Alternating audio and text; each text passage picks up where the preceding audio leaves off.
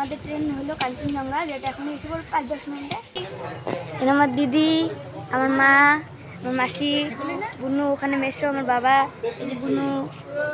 High বলে দাও মা, এরকম করে বলে দাও হাই। এই দেখো বলো হাই। আমরা ট্রেনে আছি, এখানে মা বুনু ঘুমাচ্ছে, আমার দিদি, মাসি, রাজ, মেসু সবাই এখানে। এখানে আমার বুনু, ও একদম আরামসে ঘুমাচ্ছে।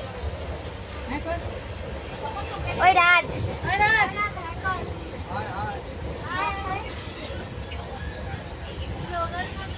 এখন ফাইনালি আমরা গুয়াহাটি পৌঁছে গেছি, আর এখন আমরা ওয়েটিং রুমে ওয়েট করছি।